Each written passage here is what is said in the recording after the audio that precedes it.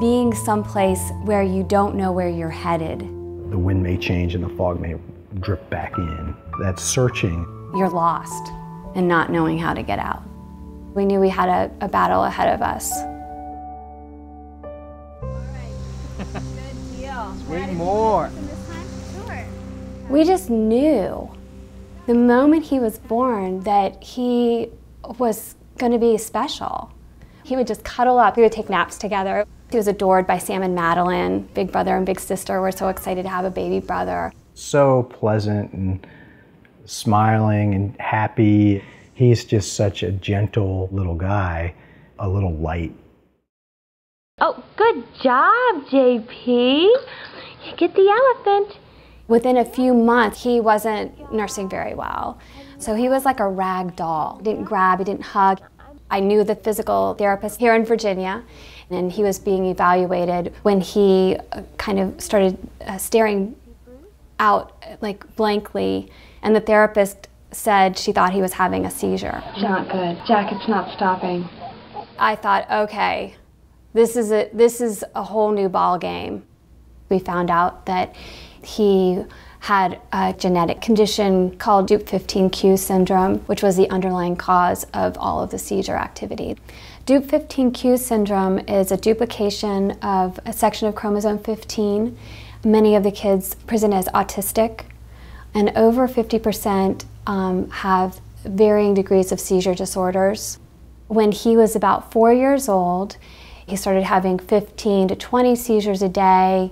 He got to the point where he couldn't even sit up independently anymore. He wasn't ever responding in the way that the doctors hoped that he would respond. We had this feeling that we know that there's a kid in here. He went from being an alert and happy child that was making progress to he was gone. His eyes just seemed to kind of drift away a little bit. They were pretty convinced he wasn't going to make it till age 6, and they wanted to donate his brain for research. Dr. Thiebert, he said, if you can get up to Boston, I think I can help JP. That was a feeling of hope at the point when we weren't sure what the next turn was. When we first met JP and his parents, it was almost like he was trapped inside his own body with the seizures. His mother told us that she knew that he was still inside there and really just wanted to get him back. We recorded him overnight, and the next day we went in to see him. His mom asked us how many seizures he had had, and we really couldn't tell because we stopped counting after about 100. We decided to try dietary therapy, which is a kind of a different option altogether, altering the diet to help treat the seizures. The classic ketogenic diet has been around for over 100 years, a very high-fat diet. One of the first places that it was used was here at Mass General back in the early 1900s. When they started him on the keto diet, he responded pretty much immediately, and his EEG pattern was better. The most damaging of his seizures were being managed immediately with this diet. All of a sudden, for the first time, Gina and I felt like, okay, we're really on the right track here. At the 4-month visit, he was able to stand with support. He was making more eye contact at that point. Again, still not quite back to where he was, but really significant progress. At that point, he was having what they could see only a few seizures a day. I mean, it was just a miracle. If there wasn't a Dr. Thiebert for us to take JP to, I honestly don't know if JP would have survived. I don't know that he would be here today. For a number of disorders, and a growing number, we've developed specialty clinics where there really are a lot of resources that we can give these families once they have the diagnosis. So the 15q duplication clinic is one of our multidisciplinary clinics that's run by Dr. Thiebert, and he's recruited a number of doctors and nurses and counselors, developmental specialists, neurologists, nutritionists who are involved in caring for these patients. To date, Mass General Hospital still has the largest Dup15 clinic in the country. Just having a population of so many kids with the same rare disorder gives us the opportunity to do a lot of clinical research and to really identify what treatments work best. We never had worked with a doctor that knew anything about Dup15 before. It's really a multidisciplinary approach. It's not easy to treat a child long distance. Here we are in Virginia, and they are doing everything that they can to make it work for us. Just incredibly dedicated to our little guy and to our family. Things that we didn't ever know were going to be possible for him have happened. We've just seen him just take off. Come on, let's go fast, JP.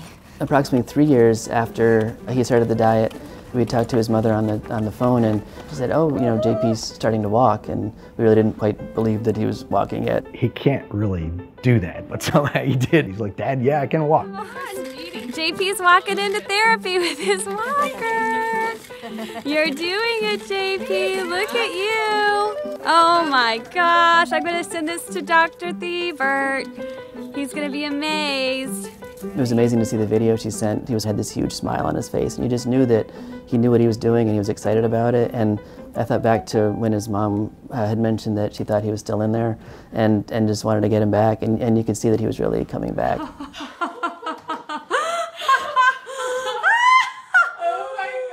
Helping JP find his voice has been part of our journey. He has a device he uses to talk in full sentences. I think Dr. Thiebert is awesome. When he's not feeling well, he'll ask for the Boston doctors.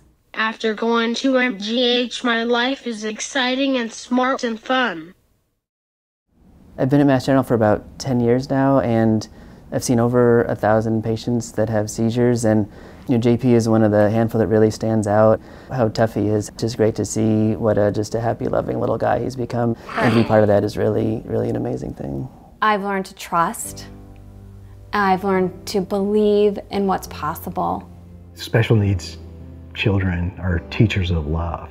That's really what love is. Self-giving, unconditional, just concern for the other, no matter what. And JP teaches us that. Anybody that meets JP and hears about his story and sees where his starting point was and where he is now, like, you can't help but just kind of be amazed by what he has been able to do. I'm just so proud of my little brother and how far he's come. Oh, you have something else you want to say? Hold on. Hug. Hug. Yes, you want a hug? Okay, you got it, bud. Here you go.